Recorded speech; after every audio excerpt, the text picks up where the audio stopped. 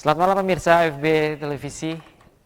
Saat ini kamu sedang menonton acara live ya. Bersama saya Dwi Yudi, kita di talk show spesial. Saya bincang-bincang santai dengan satu narasumber yang menurut saya ini sangat penting untuk di sini. Kita bakal bahas soal pendidikan, dan pendidikan itu selalu berkaitan dengan manusia. Yang bilang pendidikan itu memanusiakan manusia. Tapi sejauh mana mutu pendidikan itu bisa membuat setiap manusia itu menemukan sebagai seorang manusia itu. Terutama di NTT. Untuk itu kita sudah menghadirkan seorang narasumber berkompeten dari sebuah lembaga yang betul-betul bisa menjamin mutu pendidikan di NTT itu berjalan sesuai dengan kaidah yang benar, sesuai mutu yang diharapkan oleh pemerintah pusat. Saya sudah ada tamu Bapak Muhammad Irfan, Kepala Lembaga Pengendali Mutu Pendidikan Provinsi Nusa Tenggara Timur. Selamat malam Pak. Selamat malam. Sehat Pak? Syukur alhamdulillah ya, sehat. Ya, puji Tuhan. Ya. Kita agak sedikit jarang nih Pak ya. Protokol untuk menjaga kesehatan kita bersama gitu.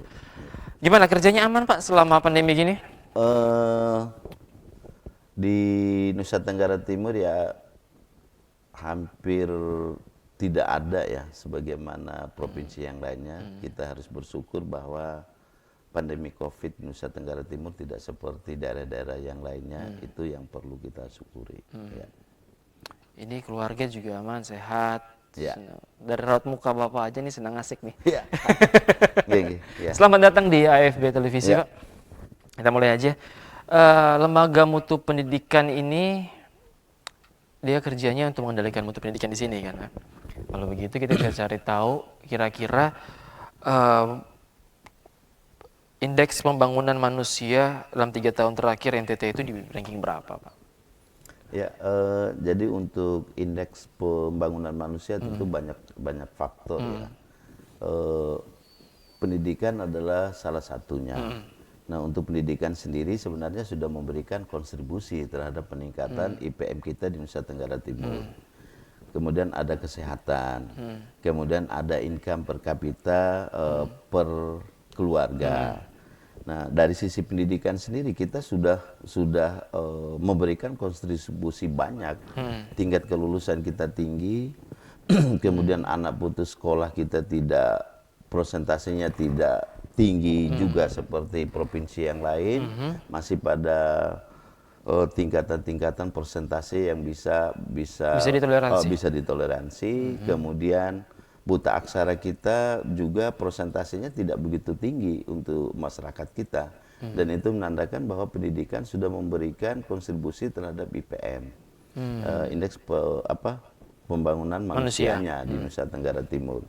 Nah, dari sisi kesehatan juga kita sedang dari hari ke hari sedang meningkat sedang naik-naik ya, gitu ya. Kemudian pelayanan kesehatan juga kita cukup bisa diakses demikian cepat dan di mana-mana pun kita mau sakit. Tapi memang kita tidak bisa membalikan seperti membalikan telapak tangan ya. Kita mau urut-urut, misalnya IPM kita urutannya sekarang ini ya pada posisi 20 atau posisi 25. Tapi kayaknya 2-3 tahun terakhir ini kita secara nasional juga kita tidak menjadikan IPM itu pembahasan yang begitu ini seperti 3-5 tahun yang lalu ya.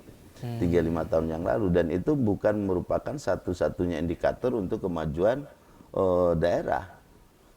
Banyak hal sebenarnya yang menjadi indikator peningkatan dari pengembangan peningkatan sesuatu daerah. Intinya bahwa kita Nusa Tenggara Timur tidak juga seperti terlalu jauh dari disparitasnya dengan provinsi-provinsi yang lain. Siap. Ya. Karena tidak terlalu jauh, saya pengen tahu kira-kira penggambaran mutu pendidikan di NTT ini seperti apa Pak? Dalam 3 tahun terakhir ini mungkin ada peningkatan mutu pendidikan. contohnya apa kita ada peningkatan mutu pendidikan gitu. Kayak kita secara awam mungkin susah baca data gitu ya. Tapi mungkin dari Bapak yang bekerja di situ, Bapak yang bisa mengendalikan pendidikan kita, Bapak bisa kasih tahu NTT ini udah meningkat loh mutu pendidikannya. Contoh 3 tahun lalu kayak gini, sekarang seperti ini gitu. Jadi LPMP selaku unit pelaksana teknis ya dari Kementerian Pendidikan dan Kebudayaan, keberadaannya di provinsi adalah membantu daerah memfasilitasi pada saat daerah itu ingin meningkatkan dan menjamin mutu pendidikan. Nah, dari acuan kementerian bahwa indikator kemajuan pendidikan itu kan mengarah kepada 8 standar nasional pendidikan. Nah, yang pertama adalah standar pendidik tenaga kependidikannya, kemudian standar kurikulumnya, standar pembiayaan, standar proses. Nah, dari 8 standar itu kita hanya 3 standar saja yang masih perlu kita tingkatkan dibanding dengan provinsi-provinsi yang lainnya. Yang pertama adalah standar pendidik tenaga kependidikan, dan ini hampir nasional. Kita berbicara tentang bagaimana kompetensi guru. Kompetensi guru, betul. Kemudian bagaimana lebih mensejahterakan guru. Isu yang bagus itu, Pak. Kemudian yang ketiga, bagaimana perlindungan guru terhadap pelaksanaan tugasnya. Dan, gitu. Kemudian standar yang kedua ya kita standar pembiayaan ya, standar pembiayaan. Kita memaklumi bahwa 22 kabupaten kota di Nusa Tenggara Timur dengan itu yang beda-beda, PAD yang terbatas, kemudian bervariasi, dan kalau kita bisa mengatakan bahwa PAD kita ya belum masih bukan rendah juga, tetapi masih pas-pasan, sehingga pembiayaan pendidikan itu masih utuh dari pembiayaan APBN ya dari kementerian, yang itu sudah 20% ya, 20%, dan itu undang-undang. Ya kalau kita melihat di tiap kabupaten kota ya tidak anggaran pendidikan kita mungkin dari APBD-nya ya, dari APBD kabupaten kota sendiri mungkin belum sampai ya angka 20% ya. Tetapi kalau diakumulasikan dari dana APBN, dari alokasi DAK, kemudian ada BOS afirmatif, ada DAK afirmatif, ya hampir-hampir 20% lah, karena memang utuh. Hampir seluruhnya pembiayaan pendidikan itu sebenarnya masih kita berharap dari kementerian, dari pusat. Itu yang kedua. Itu yang kedua. Kemudian yang ketiga adalah standar sarana prasarana, ya standar prasarana pendidikan.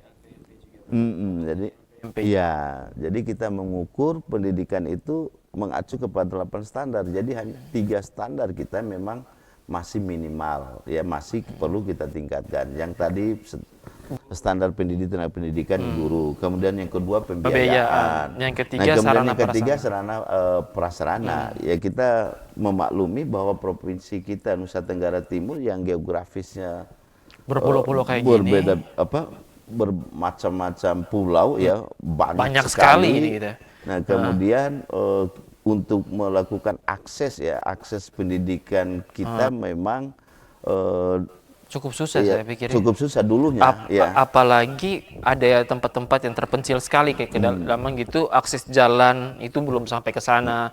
Jadi mungkin sarana prasarana untuk menunjang pendidikan itu agak sulit di sana. Ya tidak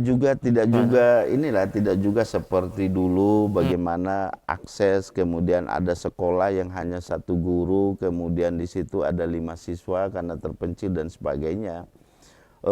Sarana prasarana kita 2-3 tahun terakhir ini sebenarnya sudah mau mencukupi. Kita tidak pernah melihat anak-anak kita, kalau dulu kan digambarkan bagaimana daerah kita, anak-anak kita lewat jembatan kayu, jembatan bambu, ya kemudian dia pergi ke sekolah.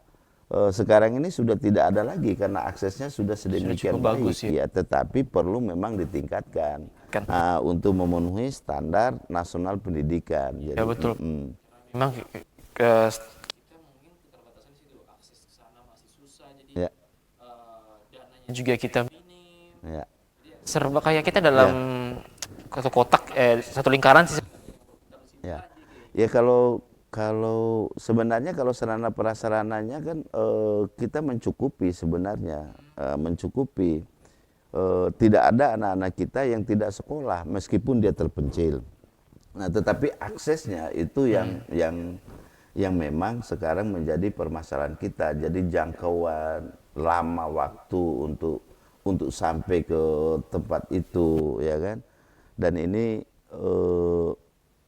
ini merupakan satu hal yang memang kita harus tingkatkan ke depan. Jadi sarana prasarana pendidikan, pembiayaan, kemudian standar pendidik dan tenaga pendidikan. Ya hampir 20% dari guru kita yang ada di Provinsi Nusa Tenggara Timur ya belum S1 juga ada 20 ya kira-kira 20%, terutama guru-guru kita, guru olahraga, guru agama yang dulu diangkat untuk pemenuhan kebutuhan guru. Nah, tapi kalau sekarang ini kan dengan standar pendidik tenaga kependidikan, maka yang bisa menjadi guru itu adalah minimal S1. Bahkan sekarang ditingkatkan lagi banyak guru-guru kita yang sudah S2, ya kan? Yang sudah S2. Iya. Lagi. Ya betul. Kita harapkan bahwa mereka itu bisa melanjutkan pendidikannya. Ya, yang D3 bisa ke S1, S1 bisa S2, yang SMA bisa ke S1, betul.